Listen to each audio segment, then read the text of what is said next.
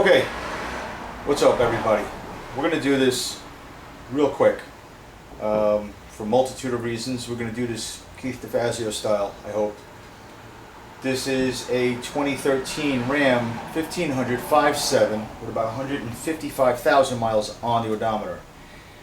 Came to me with a flashing check engine light and he said it felt like a misfire. I will tell you this has already been troubleshot, so I'm going to try to recap it because I just think it's interesting. I didn't bring you along during the process because there was just too much going on. And at this point, I got a customer that's looking to pick this up in about 30 minutes. I got my dinner. It's almost ready. And it's about to start raining. So we're really going to blow through this. So bear with me. I hope it makes it interesting and fast. So if you're looking for a full walkthrough diag, this ain't it. This is me going through it afterwards. After the phone calls have been made, after the equipment's been hooked up. So, ready? I pulled the truck in. I pulled codes. It's got a P0300 for random misfire. It's also got a code for an evap leak. Don't really care too much about that one.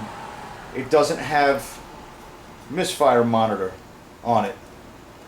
So it was hard to tell which cylinder. I went into mode 6. Mode 6 was showing me, can we see that? Mode 6 was showing me cylinder 6. And cylinder 4, mostly cylinder 6. I did a quick current ramp on the coils, nothing. I did a quick current ramp on the injectors, nothing. I kind of felt the misfire, not so much. I did a quick relative compression test. Nothing. That's where I went sideways a little bit, I'll tell you now. I took the truck for a ride, got it up on the highway, hit it, and it started bucking, lights started flashing. Came back. Now that it was hot, I felt it, so I repeated the relative compression test. Now I see a low cylinder. I run, hold on, I'll spin this around for you guys. There we go. Not too bad. A little bit of glare. Not too bad. I pull a relative compression. I see this one right here. I see that one. I see that one, which I didn't see the first time. I guess it. Here's your tip. Make sure you drive it like the customer does. When the customer gets the, I just pulled it in cold. Oh, and here's the bonus. Here's the bonus. We put a starter in this last week. The truck was running fine last week. Came in, truck wouldn't start. Condemned the starter. I put a starter in it. I'm over here, like this. I put a starter in it. I got to kneel down, right? He said, "Oh, by the way, it's misfiring and it doesn't want to start all the time." Sure enough, while I'm doing my relative compression test and I'm hooking stuff up, the starter goes. I can't even get it to crank. I put the battery charger on it, 200 amp. Now it's hot. I gotta wait for it to cool down, call for another starter, get underneath it, put another starter in it, just so I can finish this. Anyway, go back. Now, I have this. I set up my sink on number 3. Here's where also I got a little confused. And this is why I'm showing it to you, because in case you get sideways like I did. This is my number 3 sink. I don't know if you can see that green line. Yeah, you can. 18436572. So 18436572. 18. 8 is coming up as my low contribution according to the relative compression testing. My mode 6 data is telling me 4 and 6, not 8.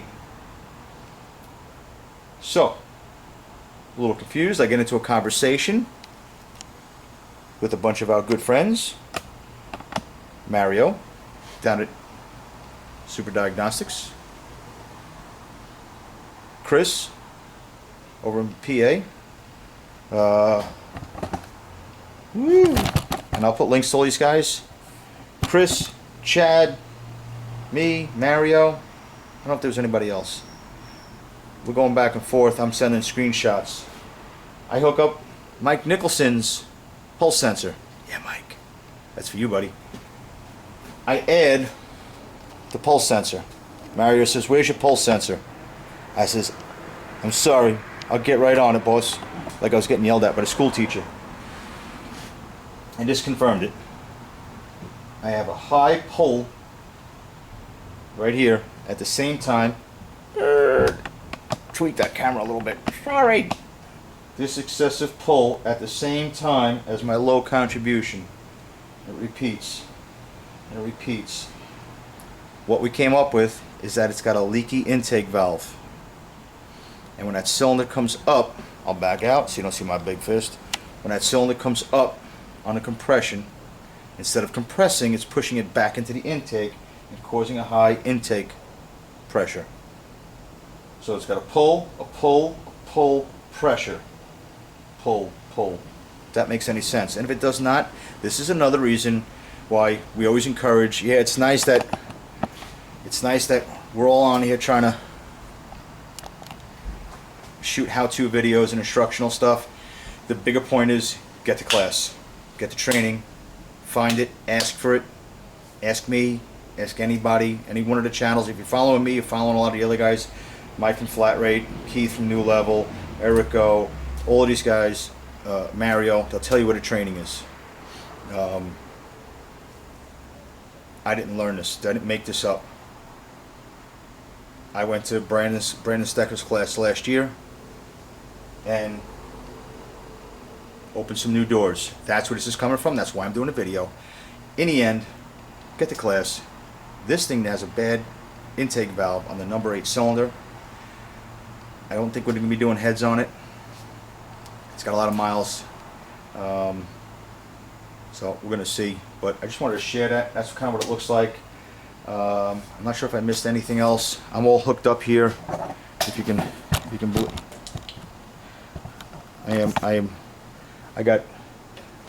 I'm all synced up. I got my amp clamp. I got my pressure pulse sensor suspended. Can you see that? Look, I got a cell phone. This is the thing for the cell phone.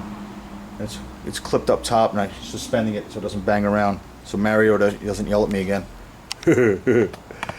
But it's really not. It looks like a lot. It's not. Once you get used to doing it, once you set up a diag cart, that's the whole purpose of these. Is that you can roll it over. You can just have it ready to go, and it doesn't become a big deal to use it. In essence, I took too long on this because I had to do the starter, and because I got one a little sideways on that misfire in 4 and 6, and it turned out to be number 8. Whatever. But that's what it is. That's what this thing needs. That was my diagnostic approach. In a nutshell. Relative compression test, add a cylinder sync, add my pressure pulse sensor. Ideally would be to put an in-cylinder pressure transducer in here and get an in-cylinder. I don't have one. Not yet. It's on my wish list, but it's not necessary. At this point, we know the head's got to come off. Even if the intake's open, not open, whatever, it's got to come off. So it is what it is. That's it. Guys, that's about as quick as I can be. I smell dinner. It's going to rain. I got to close this truck up. Thank you. Peace.